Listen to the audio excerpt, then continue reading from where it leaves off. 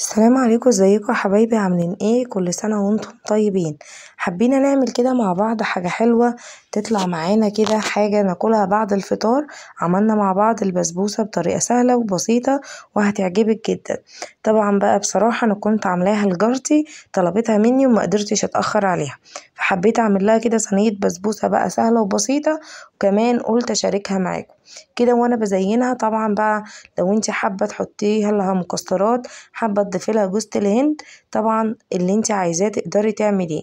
طبعا انا عملته بقى، رشيت لها كده من فوق الوش بجوز الهند، وقلت احط الموجود عندي. طبعا بقى لو انت زي ما قلنا حابين تحطي مكسرات، حابه تقدميها ساده، تمام. ده كده كان شكلها بقى بعد خلاص ما زيناها وطلعت وسقيناها بالشربات. طريقتها سهله وبسيطه ومفيش اسهل من كده. تعالوا مع بعض نشوف الطريقة والمقادير. أول حاجة أنا معايا كوبايتين من دقيق السميد أو دقيق البسبوسة، تمام. أنا كده بحطهم في بولة، نص كوباية من السكر، ومعلقة صغيرة من البيكنج باودر، وهبتدي أقلب كل المكونات الجافة دي كده مع بعضها.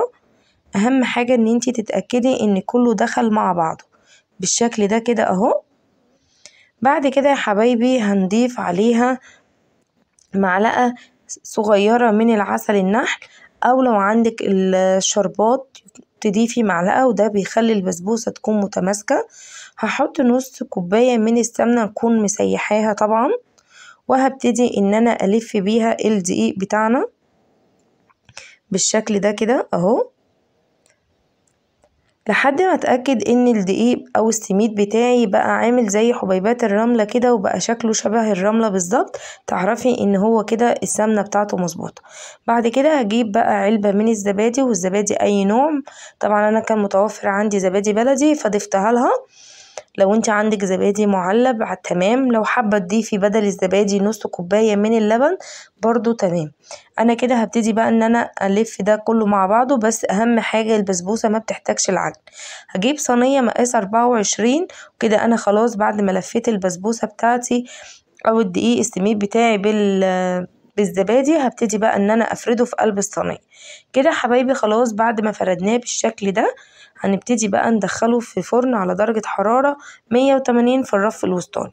حبينا بقى وهي في الفرن نعمل السيرب بتاعنا، كوباية ونص من السكر وعليهم كوبايتين من المية.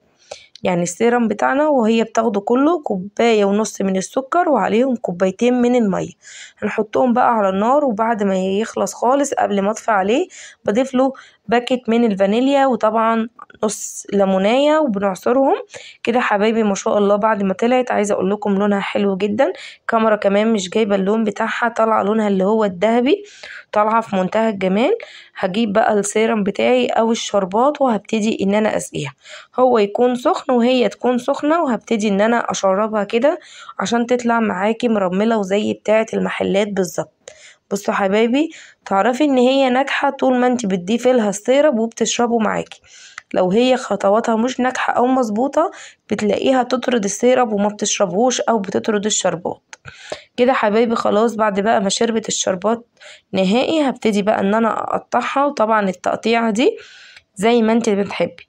طبعا كان نفسي بقى اطلع لكم قطعه واوريها لكم، بس زي ما قلت لكم في اول الفيديو كانت بألف هنا وشفا لجارتي، فما قدرتش ان انا اطلع قطعه واوريها لكم.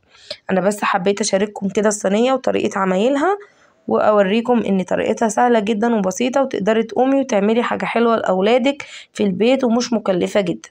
كده يا حبايبي انا ببتدي اقطعها اهو زي ما انت حابه، عايزاها قطع كبيره عايزاها قطع صغيره، القطع اللي انت عايزاها. طبعا هي لفت معايا شوية وطلع فيها قطع كبيرة شوية، تبتدي عادي تقسميها كده وبتصغري فيها زي ما قلنا للحجم اللي انت عايزاه. بعد كده بقى الوش ده بتاعك انت، حابة تزينيه زي ما انت عايزة.